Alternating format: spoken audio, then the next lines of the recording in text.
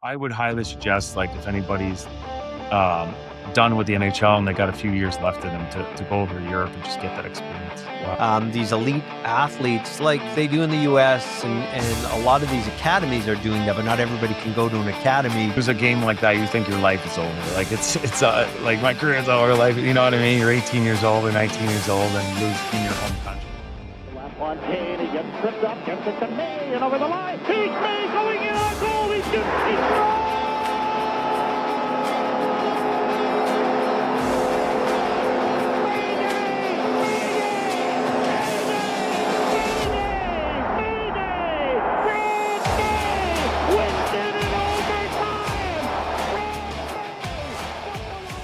Welcome to the Overtime with Mayday podcast. Welcome, everybody, to the Overtime with Mayday Hockey Podcast. I am joined by the legend, the myth, the everything, and the host of this great podcast, Brad Mayday May. What's going on, brother? Rocco, I am so fired up for our guests today. Loving life right now. Excited to get talking a little bit of hockey, hear some great stories, and understand where our guests come from and what they're doing today. You and I getting back together, had a wonderful Christmas, great holiday season, and I'm jacked, man. 2026 is going to be a wonderful year. That is awesome. Is that white stuff actual snow back there? What is that? Oh, my God. Listen, I'm in Toronto, and it actually, my background, it's a little bright. You can't see through the windows, but yeah, we've had effectively 2 days ago, we had a blizzard. It snowed about 1.5 feet, 2 feet. So much so that my snow blower, it was above the actual, the mouth of it. That's how high the snow was. And it actually broke my snow blower. So you gotta be that's kidding. The worst part, though, is we had to go and get another one from actually my uncle, who was so wonderful and drove down and was able to bring me another one. But literally, I was out snow plowing for about three, maybe even 4 hours. Man, I grew up in the Northwest Territories. We get cold, but we wouldn't get the snow that you guys get in that moisture belt that you guys are in down in Niagara area. You get so much snow.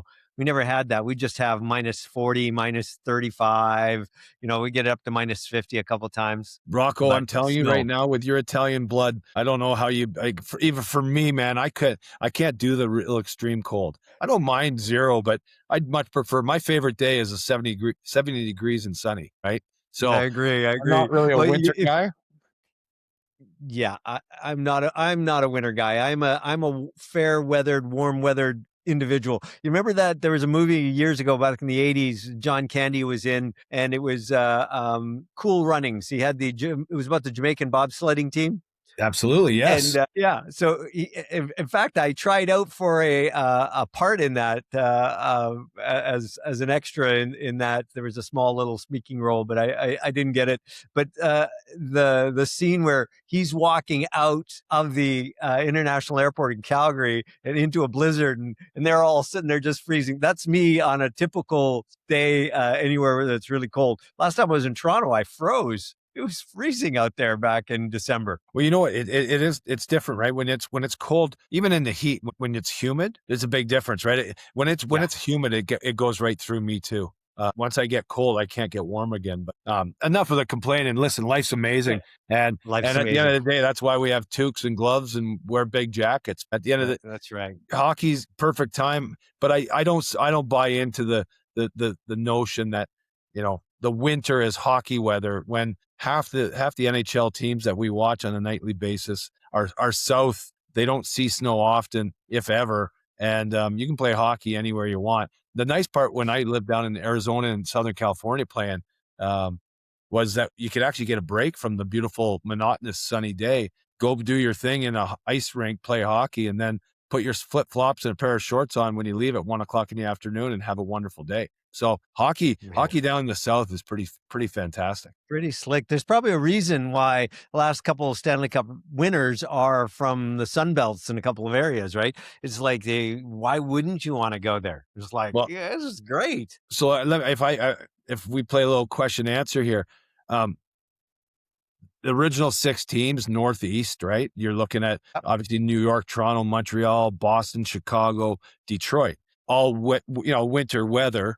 The expansion of the game going west and then going south, when you look at all the teams that have won in the last 15 years, a little more than just the climate, because I don't know if climate is everything, but the idea that the exposure to media and the distractions that you have fewer of those in these nondescript hockey markets: Florida, Tampa, Dallas, Anaheim, LA, right? Nashville went to the final one year. Nondescript markets, so they don't have 30, 40, 50 beat reporters in your face every day, which just adds, listen, at the end of the day, you got to enjoy it as a player and embrace it. But it's just extra responsibilities that you have to take care of over the course of 7 months, wears you down a little bit. You look at the other teams that aren't in those southern markets. The Pittsburgh Penguins have won a couple Stanley Cups, right?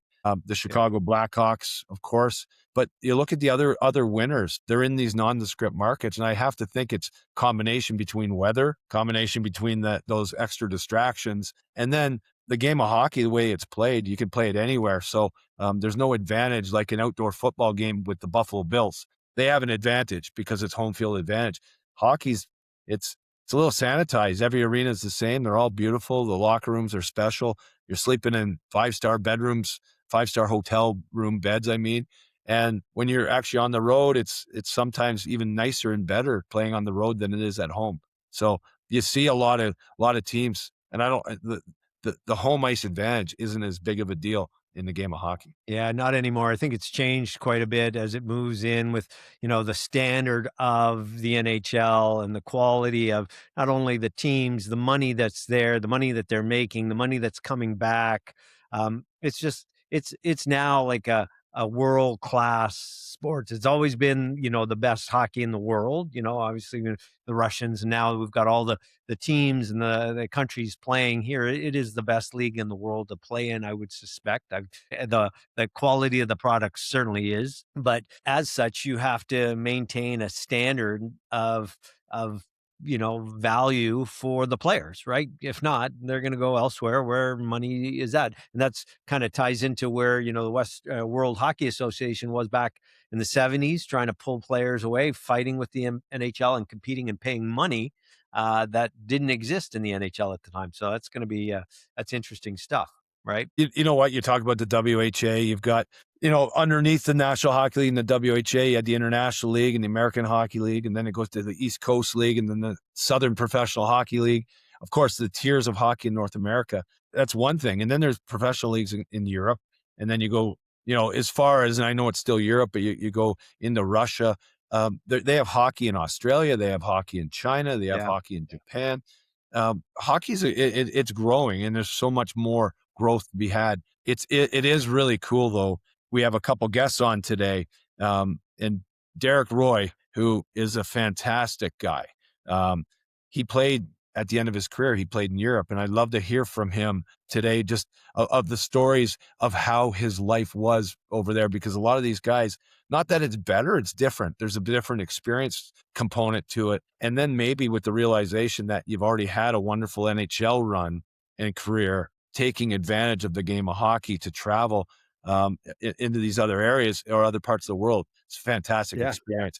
A good friend of mine who will get on the podcast for sure at some point, David Booth. David Booth was an NHLer, played for a number of years, Vancouver, Florida, Toronto Maple Leafs. Boother has been playing in all these crazy places. He professional hockey in the summertime, our summer, down in Australia. He's playing for the Fife Flyers now in Scotland. He's played in Norway. He's played in Denmark. He's traveled the world with his wife and children, and he's taking advantage of the experience that hockey can give him. That, he goes in as a hired gun, doesn't play the full season, but he has an experience of playing the game internationally that a lot of us over here, we're not aware of, right? We don't think of the other parts of the world or the European leagues. Quick question. When was the last time you had your oil changed? If you're like most of us, it was probably long overdue. That's where the Great Canadian Oil Change in Coquitlam comes in. No appointments, no waiting, just drive in, stay in your car, have a coffee, you're back on the road in a couple minutes. Their certified technicians handle oil changes, fuel top-ups, routine maintenance while you wait. It's fast, professional, hassle-free, exactly how car maintenance should be.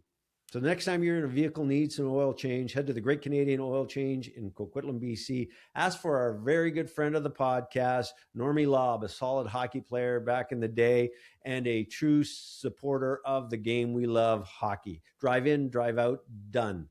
Tell them the pod sent you. Set the tone. Check them out today. You'll be glad you did. Get an on-site discount with code OT with Mayday. That's OT with Mayday. Welcome to the Overtime with Mayday Hockey Podcast. Now let's get ready to drop the puck for our next guest. Born in Rockland, Ontario, former professional hockey player, played in the NHL for the Buffalo Sabres, Dallas Stars, the Vancouver Canucks, St. Louis Blues, Nashville Predators, Edmonton Oilers, who I love, by the way. Our guest led the Kitchener Rangers in the Ontario Hockey League with 87 points during 99-2000. Legend. Won the OHL Rookie of the Year. I think it's called the M's Family Trophy, I think. Last year as major junior, was selected to play for Team Canada, the World's Junior in 2003, and helped Team Canada get a silver medal. Scored 42 goals, 81, I think, in your draft year. You're drafted 32nd by overall Buffalo Sabres. Another great team, Mayday. Played in the NHL for 12 years from 2003 to 2015. Played over 700 professional games, 89 goals, 335 apples. He had a nice set of PIMs, 524. Played in Europe for the KHL, played in Europe all over in Germany, etc. And sponsored a minor hockey team called the Clarence Casters. I love that and need to hear. Clarence Welcome Creek, to our podcast, Derek Roy. Thank you. How you Good to doing, be buddy? here. I'm Hey, Great good. to I'm have good. you, man. Great to have That's you. actually that interview or that opening is a little obnoxious, like highlighting all his endeavors and achievements.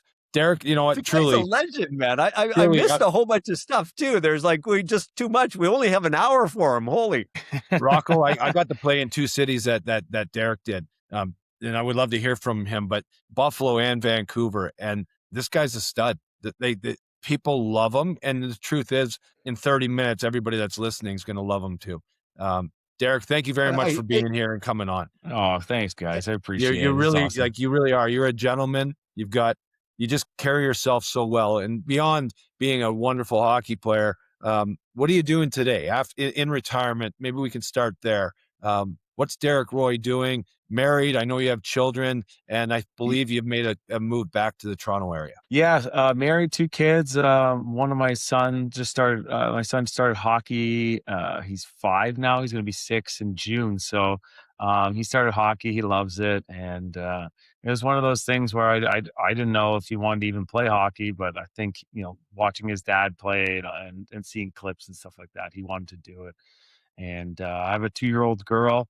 She's turning 2 next month or in March, sorry. And yeah, it's great. I live in Toronto.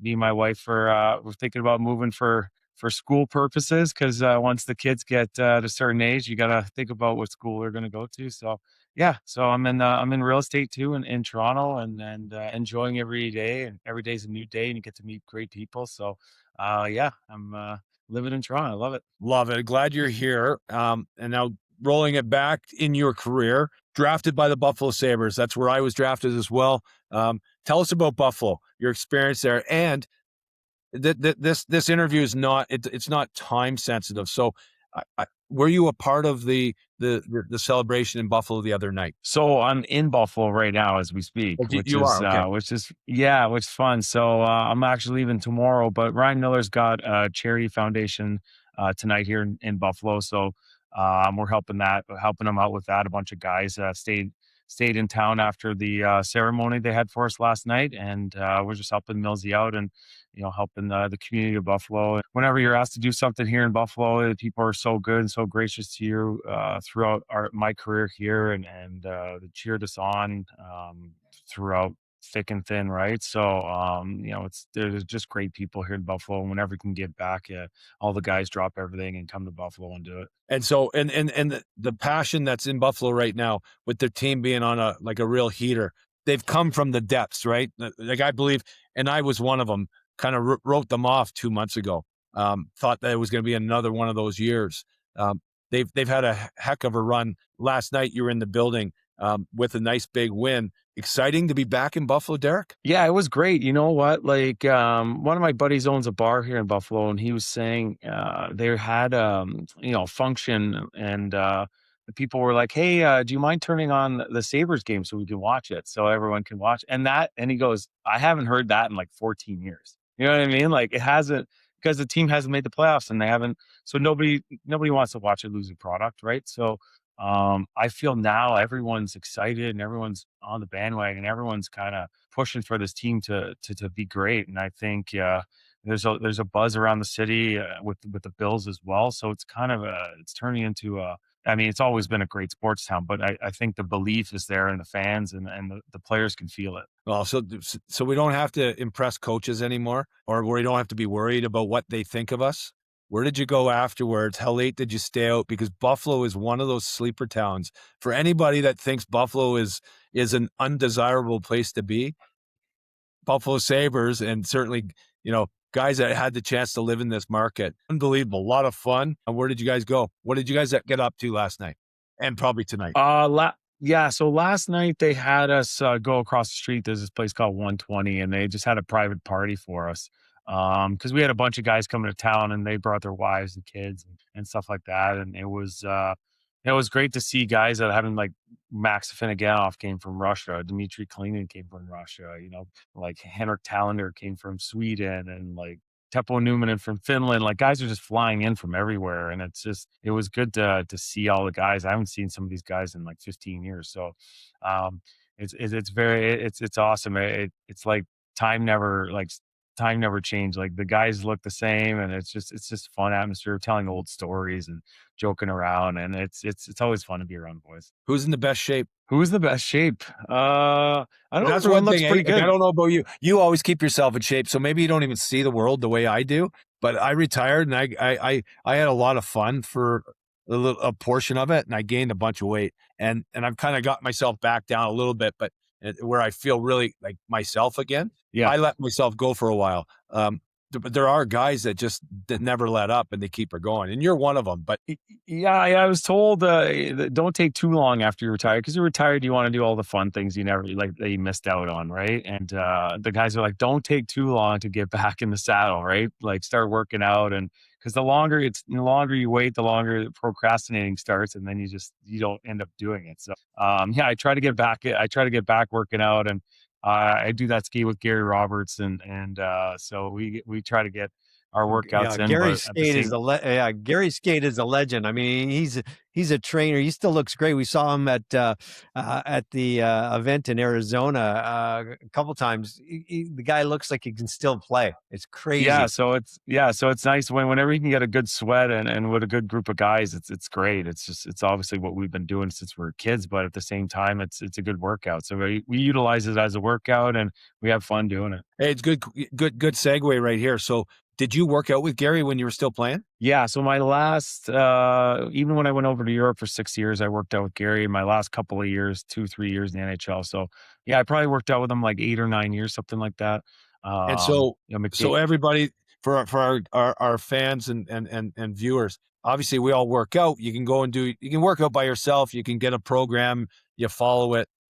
What makes it special working out, and what's different when you worked out with your teammates, in season, but you're now back in Toronto and you're training to get better for the next year? Why Gary Roberts? Well, the fact that it was a one-stop shop is amazing, right? The fact that you have, your nutrition, you have your nutritionist there, you have your food, you have chiropractors, acupuncturists, the gym, the ice sheet was right there. There was a football field where you can do like off ice stuff. So it was just, everything was right there, right? And you're training with the best players in the world, like Davis and the Stamkoses and all those guys. So you're getting pushed every day to become better, and you're seeing how everyone else is developing. So you're like, you got to stay on your toes and keep going, and because all these young guys were coming up, and you could tell how good they were and fast and skilled. So it definitely pushed me to work harder and become better. But I think the culture there they developed such a good culture there that it's incredible just to go there every day and see how many great athletes they produce in that program. Fantastic. Rocco, what do you got for me? Well, just jumping on Gary Roberts, I think he does some stuff with the Seattle Kraken as well. Yeah, he's amazing. So I do want to jump in, Derek, real quick. You grew up in Ontario, but it's close to Ottawa, I believe. So Anglo, and it was funny because I was asking Maisie, I said, "Is it Wa or is it Roy?" And he goes, "No, it's Roy." Tell me, growing up in an Anglo and Francophone area or community, because it was lumber, I believe, in that area. Were you a Habs fan or were you a Leafs fan? My dad's French, my mom's English, so we spoke English at home. But I went to French school my whole life, so went to French high school, and we watched the Habs. I think my dad had a big Habs jacket, those leather jackets with the big logo on the side, and we watched RDS, like Réseau des Sports, the French network, and we'd watch always the Habs would play. And I didn't like the Habs, but I had to watch it because my dad was watching it. But growing up, I liked, when Detroit played Colorado, like those series. I always loved like watching Colorado play, and I thought that was probably my favorite team growing up. Hey, That's Derek, so awesome. the question I have here is, and I'm married, and I know you're married, so just let's play a game here. But if you're trying to pick somebody up as a young Derek Roy and you're speaking French, what are you saying? How does it sound? Like what was your move? What was your move? You in French to In girls? French. In French. In French. Oh, I had no game. I had no game in French. I had no game in French. No. Yeah, man. Like, it is kind of awesome to have two languages. Like when you travel around the world and do stuff, like it is nice to be able to speak a few languages, and French, kind of like Spanish, becomes a little bit easier. Italian, like you can see some words and very similarities in some words and stuff. Yeah, I always loved the fact that I could speak two languages. So But never really good at picking up chicks with French. Well, okay, so we're gonna go in your career. I want to know about Buffalo and your great runs you had, and the rest of your travels. But you played in Europe, and Rocco and I were talking about the growth of the game of hockey.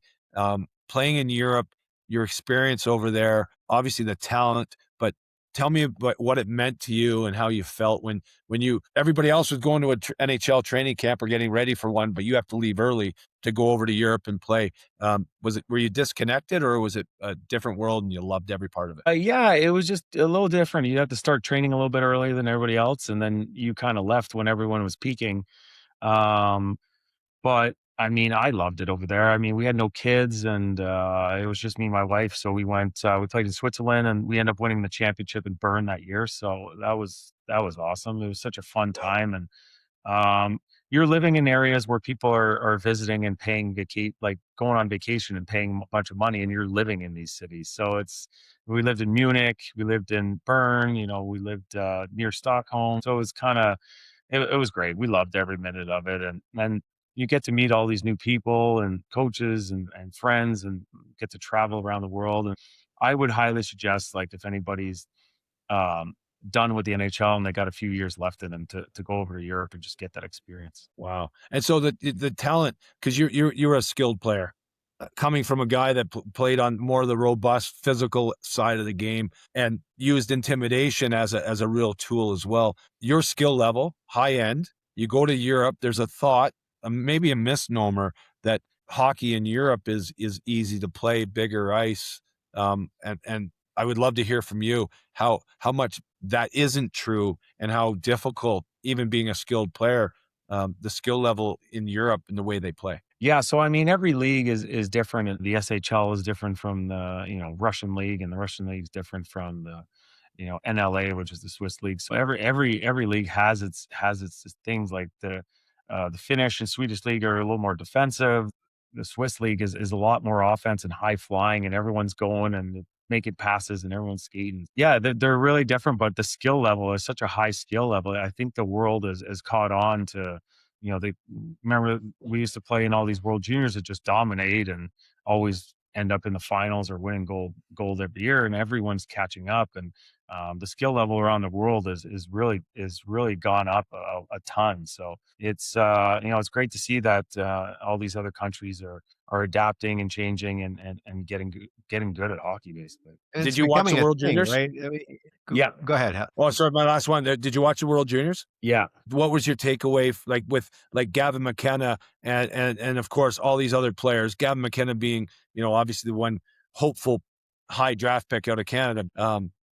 I was there. I was in Minnesota, and it was really, I was impressed with the skill level. Yeah, I mean, he's unbelievably skilled and unbelievably talented, and he attacks every single time he gets the puck, which is amazing. Like that's what the youth nowadays, they're not scared. Like if you look at Celebrini and some of these guys, they're not scared to attack and to try moves and that's the thing I noticed about that World Juniors team is that every time they had the puck, they were looking to score. The only problem with that team was on the defensive side, where a lot of goals were mismanned for the net or a rebound or not as hard of a back check. We need to start getting that game back in Canada as every game is kind of a game 7, right? And every play matters. Every shot block, every lift of stick, every kind of back check matters, right? And on the offensive side, do your thing offensively and keep attacking. Once the puck crosses the red line, become a little more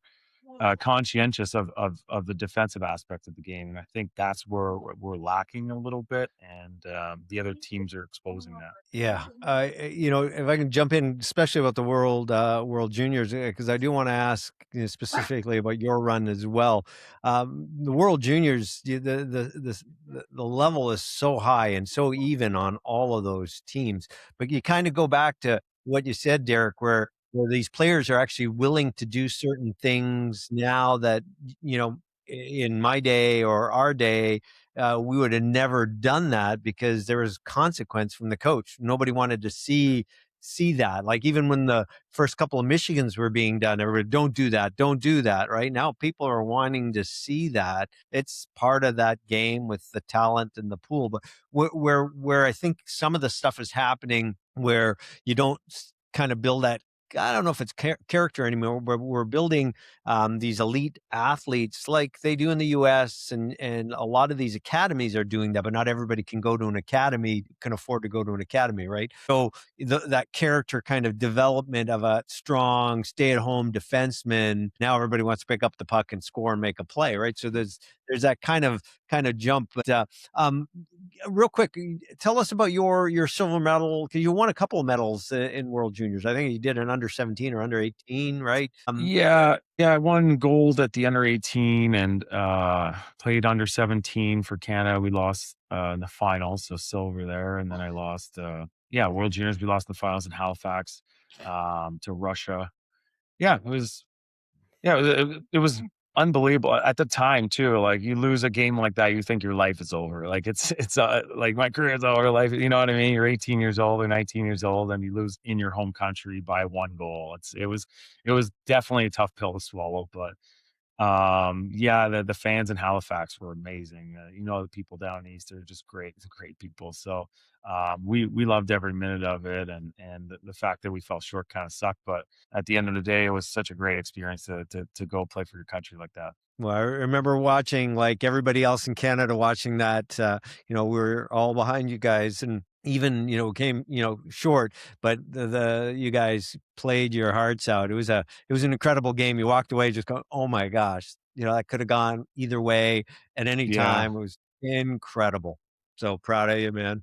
Over to you, Brad. You got something? Yeah, no, I love the conversation. Obviously, Halifax, what a great program they run with the Mooseheads there, but really cool town too, right? Like, and they've Oh, yeah. supported hockey. Great place and lot of fun to be had in Halifax as well. But into your NHL career, you guys had an unbelievable team with the Buffalo Sabres, and you just were able to celebrate with them. Seeing your old friends, some of the guys that you learned from, that you played with, even at the same age, who are the guys that you kind of followed, kind of mentored you a little bit, to actually work with Derek Roy, the skill and the smaller player, but honestly, you had the ability to actually, play in a game when it was still really physical. It's transition now, but being an undersized player, Derek, you executed awfully well. Who helped you? Yeah, so at the start of my career, I played my first year, and then my second year was the lockout. So my first year was 03, 04.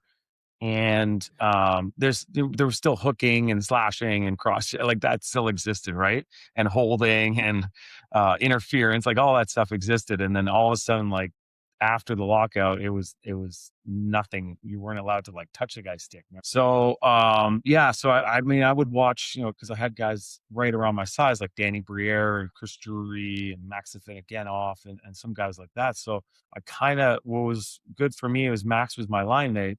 And you know how Max can just fly, right? So I had to keep up with Max every game.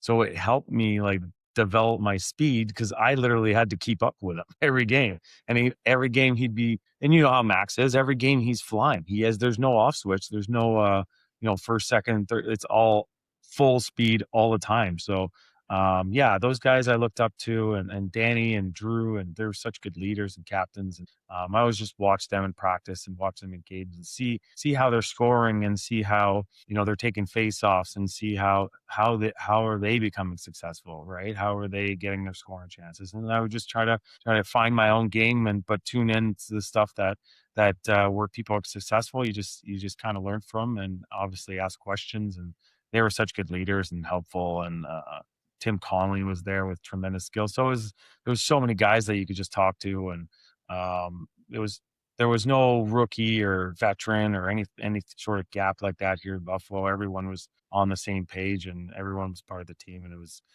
a great time. Hey, every player you spoke of, outside of one, if I'm not mistaken, were right-hand shots. Max Yeah, Afinogenov exactly. being a lefty. And it's funny, the way my mind works, I'll never forget that stuff. I know I can see exactly the skating stride of every one of those players and what they look like. But as a left-handed shot that you are, myself, do you not look at those guys the way they move, like the toe drag and snap the puck, that it actually was a lot nicer looking from the opposite side than us as left-handed players? Yeah, I agree. I always admire like the right hand stick handling, or the righties went like the way they tape their stick and how their curve looks. I think it just looks like a bigger curve for some reason. If you look at somebody else's curve, it's weird if you're looking from the right side. But, yeah, I always know my line mates' stick color, their tape, whatever they use. Like I always, because when you're in scrums close to the net, you want to be able to like look to your left, look to your right, and see like, okay, that's Vanek's stick, a little warrior with a yellow, like an orange symbol on it. Then you poke the puck towards. There's so many times that you can do that, right? And that's how I knew everyone's, whether they're left or right, or what kind of stick they use or how they tape their stick. And I didn't like study it. I did just, once I see it, I learn it and I don't forget it. So yeah, that's just the way I was. Centermen are smarter though than wingers. Let's be honest. But You got to be you got to be the smart guy. You got to be the smart guy on the line. You know what? Seriously, wingers, it's very simple. Like I always like to get in that argument, but to be quite honest with you, we skate, shoot, hit, and just play our position. You guys have to, as centermen, you really have to be a lot more versatile, lot more responsibility in different parts of the ice. Of course, when you have the puck on your stick, you do whatever you want. Yeah. On the offensive side. Yeah. But, and for try you having centermen, you guys have a lot of responsibility. Yeah, try having Thomas Vanek on one that speaks Czech and Austrian, and then a Russian Max Afinogenov on the other side that speaks Russian, and then they're yelling at each other, and you got to divide them and stop them from fighting each other. So yeah, those were. Did you give them any? Those were good times. Did you give them any Tabernakestis? Oh no! I was putting out fires left and right. That was my job. Yeah, That's awesome. How about Vancouver? Rocco lives in Seattle, and we do a lot of stuff, Rock and I. But he lives in Seattle. He's up in Vancouver a lot with his real business. But tell us about Vancouver. I got traded from Buffalo to Vancouver, and I got drafted in Vancouver when I first started. Fell in love with that city. Got traded there. Absolutely love Vancouver. And you and I have spent some time there together over the last few years. Tell us about Vancouver. Yeah, it's such a tremendous, when it's a nice day out, it's literally, I don't think any city in the world pretty much rivals it. It's such a great city, and just being on the ocean, and just everyone's always outside, like biking, running, hiking, whatever it is. It's just it's a lively city. And Yeah, I loved it there. The organization was great. The people there were great. Yeah, there's so much going on in that city, and yeah, like I said, I loved every minute of it. Yeah, you can't for Canada in the wintertime on a sunny day, you can't beat it. I moved from Yellowknife, Northwest Territories, and after school, and ended up in Vancouver with my family, and my father was like, "We can't be in Canada. This is February. This doesn't exist." Whereas minus 30 or 40, and you got mountains and ocean. You could kayak in the morning. You could drive a convertible throughout the day, sit outside. Can't do that in Toronto in Mhm. February. I guarantee it. But Yep. it's in the top 10 most beautiful cities in the world. Absolutely. If we can afford to live there. Yeah, exactly. It's not cheap. It's not cheap. Hey, Derek, just a couple quick questions on you captain your OHL team, the Kitchener Rangers. A big fan of Ontario Hockey League. Growing up in the West, the dub is the thing out here, and it's all regional. But playing for, a storied franchise. Kitchener's a storied franchise. You captain the team to a Memorial Cup. Tell us a little bit about that. I'm intrigued by Memorial Cup activity and how that's real root hockey. It's that playing the type of games you did, and the bus, because you're all in these great buses driving all across. And every time I'm in Toronto and I'm doing work up in Peterborough area, I stop in and catch the Pete's games.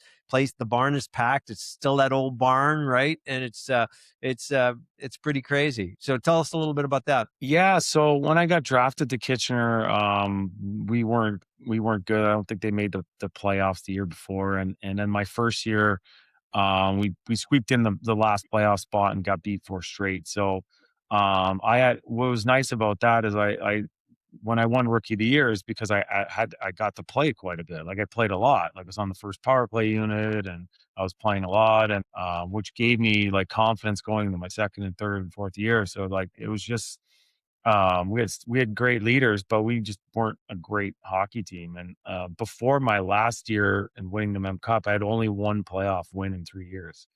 So it's and then Wow. we went all the way and won the World Cup, right? So there was no progress throughout my career for our team, and we made a couple of trades. We traded for Greg Campbell. We got Dave Clarkson there, and they drafted Mike Richards, and we had Andre Beno on the team, Steve Eminger. So like we had pieces, and all of a sudden we just built, and everyone was all the 16 and 17-year-olds were now 19 and 20, and then we just became like a powerhouse at that point. And, it was basically lose or bust. Like that's how we felt that year. And yeah, I think we might have swept the first round, and then we just kind of kept going and won every game in the World Cup, and just kind of yeah, it was such a great season, and so many. We had Pete DeBoer and Steve Spott as our coaches too, so we were very well coached, and I think that having them come in our last my last 2 years in June, like just gave us more of a professional attitude to our team and more of a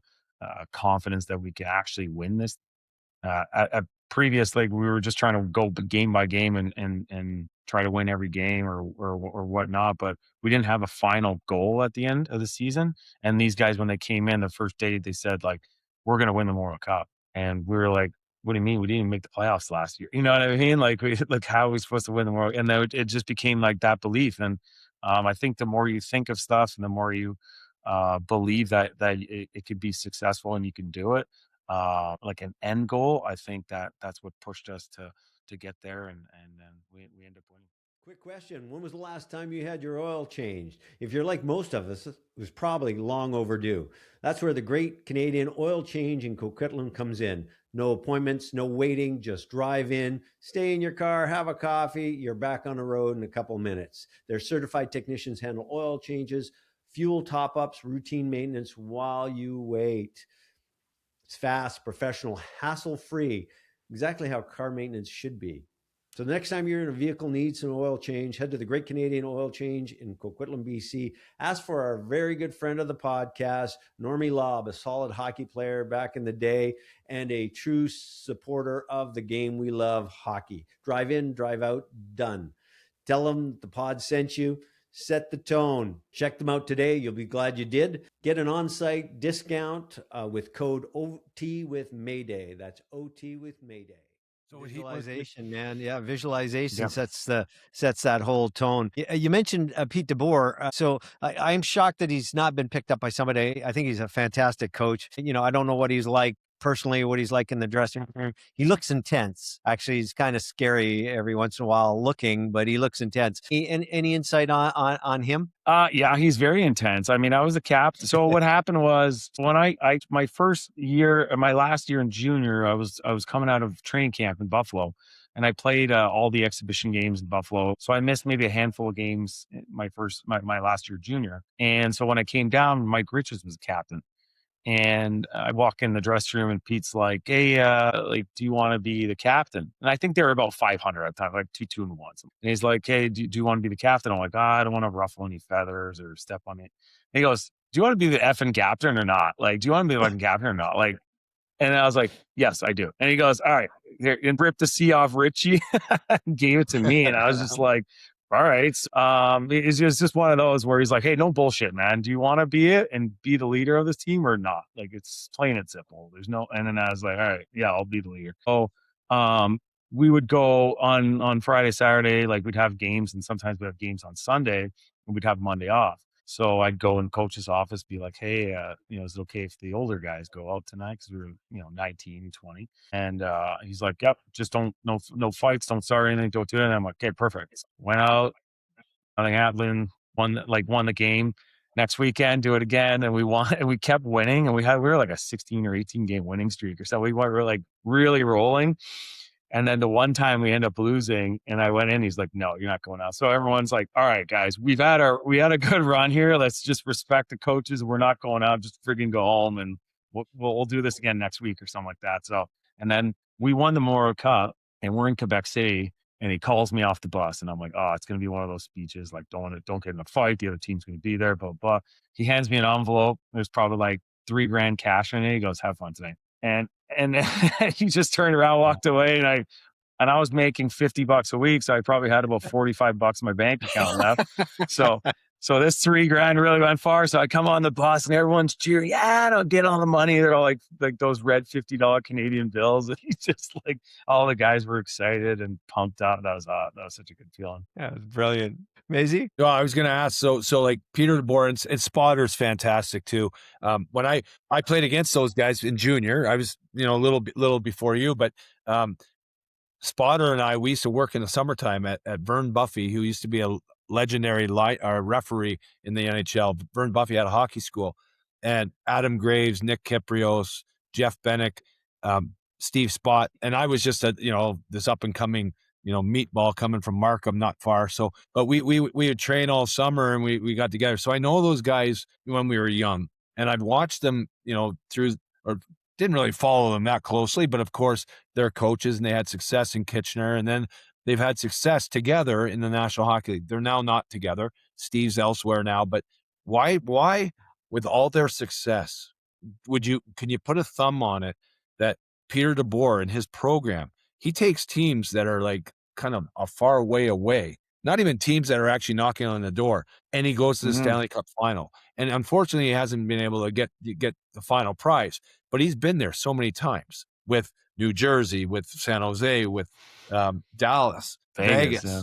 This guy, that group, what makes him special? I think he just squeezes every ounce of your talent, and I think he pushes guys to a point where they didn't think that they were good enough, or I remember the one year we played in the playoffs, and I think we lost we lost in like 5 games or something. So we lost to Guelph, and I remember him calling me in the room, and he was just like, "That's just not good enough. You just weren't." Like, I probably had like 4 or 5 points. Like, I thought, I played pretty good, pretty good point game. And he was just like, "No, it's not good enough." And he goes, "You better come back next year and fucking show me, that you want to be here and be the captain and take us to the Memorial Cup, because that just won't fly." And I was just kind of like, you're thinking to yourself, like, I thought I played pretty decent. You know what I mean? And then coming from another guy, you're like, shit, well, yeah, maybe I should, get my shit together this summer and come back a little better shape. And that way, I can take this team, I'll put it on my back and go for a run or something like that. So, he's one of those guys that just like tells you straight up and pushes you to a thing like maybe like I didn't think we'd win like I never even thought the Mem Cup was even in the vicinity because we won one playoff game in 3 years. You know what I mean? So, but he just puts it in your mind that you can do it, and he believes in you and pushes you. And I think that he does that for every player and tries to, whatever skill you have, he uses you to your best ability. So you were telling us earlier your son's a little guy and playing hockey, loves it. You're watching him. Now you're a father. It's a little different than maybe being a coach and somebody that's, arm's length away. Um, what kind of inspiration does a young 5-year-old, and I know it's way too early, but how do you fire the kids up? How do you do it? I just, I let him do his thing. And then once in a while, I'll tell him one little thing just to correct one thing. And then that's it. I kind of just let him do what like sometimes he's trying to kick the puck with his skates. I'm like, awesome. Learn how to use your feet, whatever. And then he put one in the top corner the other day, and I taught him how to kind of like lift the puck. And so he put one in the top corner. He looked at me and you should hit the eyes and the face and the smile on his face from putting it up here. He was so excited. And the fact that you could just like, it's fun to teach something and then see it happen, and then him practicing what you're teaching and then seeing success, like he sees the success. So I could see how coaching would be rewarding. And, it's always fun. I never thought I'd be like a hockey dad like that, but it's fun to watch your kid go out there and play. And he competes so hard. And like some kids are laying on the ice. They don't care. He's just going in there and body checking guys and stealing the puck. And I'm just like, oh my God, I guess you can't teach that kind of stuff. And, he just loves sports, and it's always fun to play. He's always, Dad, let's play some hockey. And I drop everything. All right, let's go, bud. Let's go do it. So it's fun. That is awesome. And to have the luxury to do that, I mean, that's fantastic to engage individuals and kids and into a sport that we love. And then you just see the passion kind of grow within them. It's just, it's like, it's the most incredible thing, right? And you say, look, this is why I love this sport, right? Oh yeah.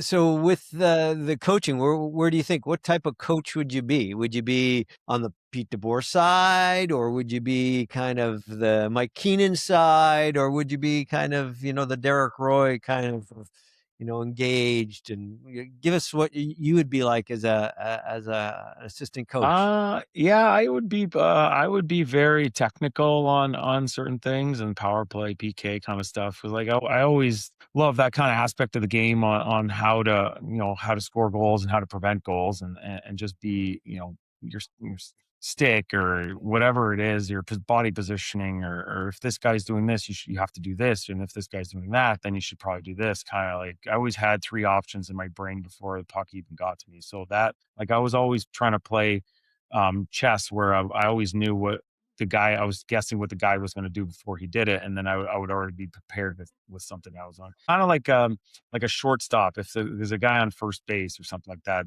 like if I get the ball, where's it going? You know what I mean? It's going to second base and it's going first. Like we're doing double play. Like that's how baseball works. You're always ahead of the game. You're always, hey, what if I get the ball? What happens? What do I do? Or if you're a base runner, if he hits it over here, where I goes? It's kind of, I would kind of play like that. That was my thought process. So as a coach, I probably would be a lot more technical, and then I probably wouldn't lose my cool. But at some point, I think you'd have to snap case to make sure that the guys know that you're for real, right? You can't just be a pushover the whole time. At some point, you probably got to stand your ground and lose your shit on them once in a while. Love that. Absolutely. Hey, you know what I love Right? about this is you're talking about like playing chess, passes, defending, scoring, offense. Did you ever have an afternoon where you were like, oh my God, I'm going to play against X player, and I'm going to, I know you didn't fight, but I spent a lot of afternoons where I didn't even care about them, which is really weird. And I'm so enamored with the way you just talked there, because I actually think the game like that. I do. But there was a lot of afternoons in my career where there was no puck, guys. Like this was like, okay, something's going to happen tonight, and I got to make sure my energy is going to be focused in the right area, which is not playing hockey. It's about protecting your teammates or whatever. God, I wish I was a skilled little centerman that could fly like you, Derek. It sounds like a lot of fun. Yeah. Well, yeah, you're more concerned about, okay, if I go out against a face off in this guy, what do I do? Or if this guy's PKing against me, I know he likes to do this, so I'm going to do that. Or last time I played against this guy, I did this, so he's probably going to think I'm going to do this. So I'm going to have to do something like you always got to keep evolving and keep trying to change things. Can't do the same thing all the time, right? Because people have video on now on you, and they'll just figure you out. So you're always trying to be creative and come up with the ways to solve whatever is in front of you, even if it's a goalie or like that goalie last time I scored on a shootout like this. He's obviously knows when I'm probably going to do that. You know what I mean? So you got to go back and in your head, or like, what did I do my last like 3 shootouts? Because that's probably what he's going to watch on his video. He's going to watch your last 3 shootouts and see exactly what you did. And you can't just do that again because he's been going to be sitting on waiting for it. Did anybody have your number? Like, and then who did you own that maybe was always prepared to play against Derek Roy and you owned him? And this isn't about embarrassing anybody, but is there anybody that, like, for instance, I'm thinking Sidney Crosby, who was so incredible and first ballot Hall of Famer, one of the greatest players ever play, in the face-off, playing in those situations against Sidney Crosby, or who would that be for you? Yeah, I mean, I always had good games against Toronto and Ottawa. Like, I'm from Ottawa, so obviously that put a little pep into my step. But like, I remember even exhibition, I had a 6-point game against Toronto in exhibition game. I had 3-3, and I was just like, yeah, it was, and I didn't even play the third period. Like, Lindy's like, okay, that's enough, you're done. Like, he just sat me on the bench. It's like, you're not playing anymore because like they're gonna just take a run at you or something. So I was like, okay, whatever. I had 6 points. Who cares? But it's just like, it's just one of those where like there's certain arenas, like for some reason, every time I step foot in Toronto, I was like, I'm going to score tonight. I just had that feeling. Or every time I step foot in Ottawa, was like, I've had countless game winners and shootout winners and OTs, and it's one of those where you just, I don't know, there's a certain feeling that you get. I'm sure you had it when you stepped on the ice somewhere and being like, this is my bar. I own this place. Like that was me in Toronto for some reason. Never got to play. I'd say most barns, Derek, but that would be a lie. Well, Derek, talking about you did well in Toronto. I mean, I think you had back-to-back hat tricks when you're one in Toronto in one game, and then your next game you had a hat trick with Tampa, I think, or Florida. Yeah, I think there was like there was a hat trick and then maybe a game in between and another hat trick. Yeah, I had 2 hat tricks in like in like the same week or something. Yeah, that was pretty cool. Incredible. Talk about an overachiever, but talking about how you pre-think your moves. I mean, in fact, that would probably help you in what you're doing, your determination, because you've got a perception of what you're going to do or what the reaction is. So when you're talking about the chess move, it's you're anticipating what you're going to do. So your thinking is going to be much quicker, I would suspect, right? Yeah, I mean, I think like in hockey, you don't have time to think, right? It's more read and react to whatever's thrown in front of you, and then you just play within your system. So there's a system in place, and then everything else is just read and react. You can't always just be like standing. I got to stand right here. The puck might squeak by or whatever. You got to be ready for anything. So I think, but if you're mentally prepared for what the other person's going to do before he does it, I think you got such a bigger advantage, right? And knowing who you're playing against is knowing who's on the ice is such a big thing too. Like Mayday's on the ice, I'm keeping my head up. You know what I mean? Like I gotta make sure that he's not going to take it off. So you always have to know, like Scott Stevens is on the ice. You know what he's doing. You're not cut across the middle when he's on the ice. So yeah, it's one of those Nicholas Kronwall. If you're a winger, you don't want to get freaking Kronwalled. So yeah, those Garnet XLB was another guy that liked to do like open ice hits. He buried me one night, Royce. XLB? I'm playing for the Colorado Avalanche. It's actually one of the funniest things. It was 3 guys, Ian LaPerriere, Bob Bugner, and myself. Or sorry, Dan Highnote, Bob Bugner, and myself. I went to hit XLB in the middle of the ice. He's playing for Atlanta, and he buries me. I went to hit him. I get knocked down. I get up from my being knocked down. Bobby Bugner runs at him. He gets knocked down, and then Danny Highnote. And all 3 of us, it was like a comedy of errors. The 3 of us were on our ass, and XLB was like this big beast. He was a big hitter Yeah, for sure. yeah, he was. Yeah, and these Strong. guys, like you got to be ready. Yeah, you got to be ready. You got to know who's on the ice, right? Like, I always knew which big defenseman. Like, you're playing against Pronger. Like, fucking, if you're going in the corner, you better, Chara was like, well, you obviously know when Chara is on the ice.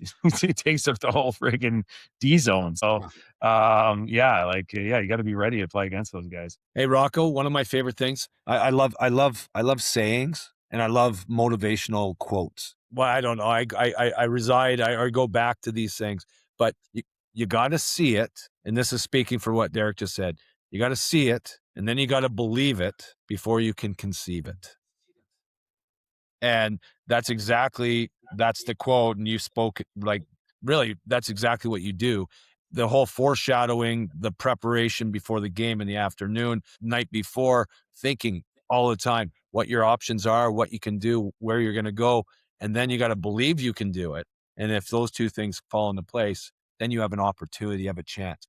That's my other one, is a man with a plan has a chance. Yeah. Like, Absolutely. I mean, sometimes it happens exactly how you think it. It's just like hitting a golf shot.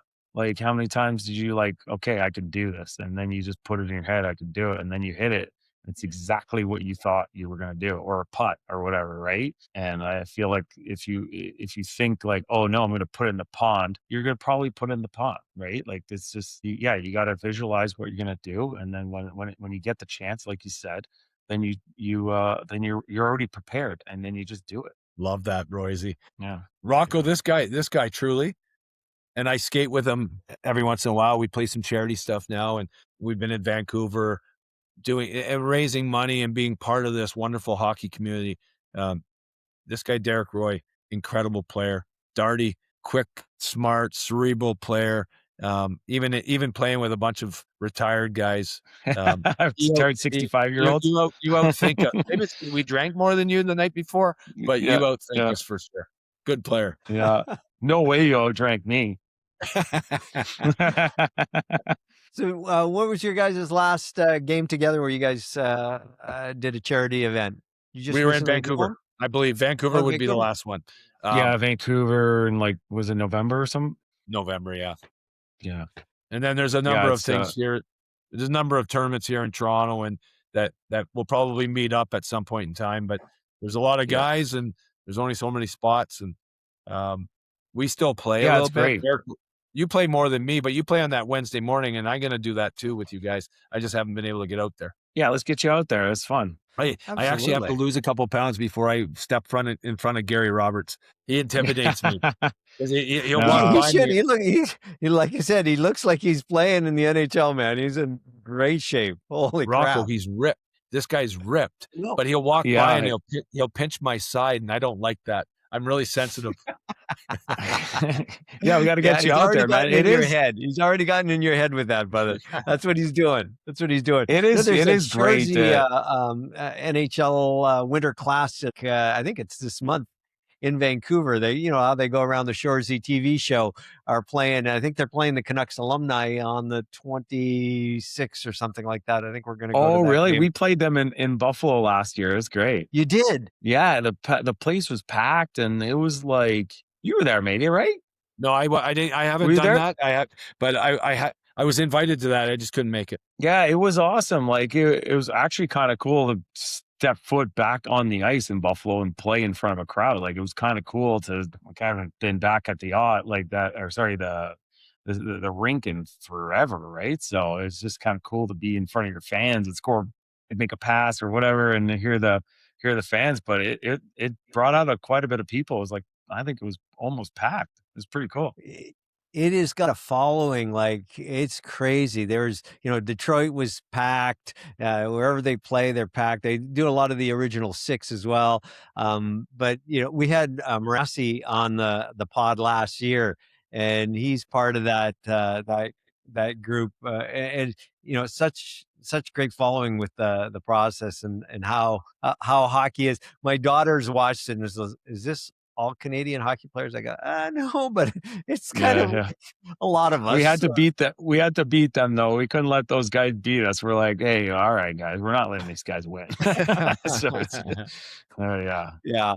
Any interesting stories of the KHL? I mean, yeah, it was pretty like the Wild West over there. Like, I remember just getting into like a fender bender accident with like we had our own driver, and our driver got out of the car and started talking Russian to this guy, and he just handed him like some cash, and Some we just kind money? of like went their separate ways. And I'm like, what the hell just happened? Like, I got traded to a team, and when I played there, they already had all my bank accounts opened and all my pins and everything. And they're like, here's your card, here's your credit card, here's your debit card, here's your bank account. And then I was just like, how did you open up an account without me? It was yeah, it was interesting. It was awesome though. It was a great Yeah, experience. we took one of the spies that was just cracked into the government network. We're just taking care of this right now.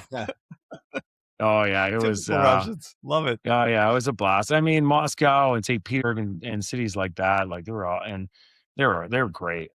Like I said, it was an interesting thing, but I think it was a good experience. Well, Yeah, Derek, for I sure. tell you, it's been amazing having you. We could talk for hours. You got so much more here. Maybe we can have you on a second time as Rocco and I, we're going to get this thing rolling, heated up here in 2026. But I just want to say thank you so much for spending time while you're in Buffalo with your buddies. You're able to break away and spend an hour with us. We want to thank you big time. Oh, thanks for having me, guys. I'll do it again for sure. Absolutely. You're welcome anytime, brother. Rocco, this guy, Yeah, you know what? this guy's the bellwether. He's the bellwether for us. We need like this is the standard we're looking for. Yeah, no, he's awesome. I mean, the guy's a legend. Look at the goals he scored. And he looks like a stud. Jesus, we keep having our assistant come in just to peek at you to see how good looking you are. So it's like looking at the sun. So that is awesome. Roger, you've been amazing to have, and thank you very much for taking the time. And if you're ever out in our area, let us know. We'll take you on a little bit of a road trip and try some road soda out here. Awesome, 100%. Thanks, guys. Appreciate it. Have a good one. Enjoy your buddies in Buffalo, Cheers. bud.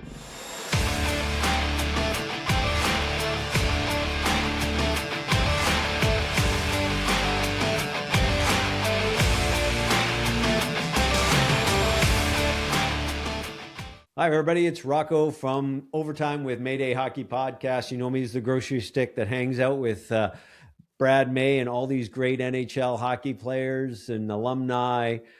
I want you to like, subscribe. If you like our podcast, heck, even if you don't like our podcast, please like, subscribe, tune in, tell your friends. Thank you very much.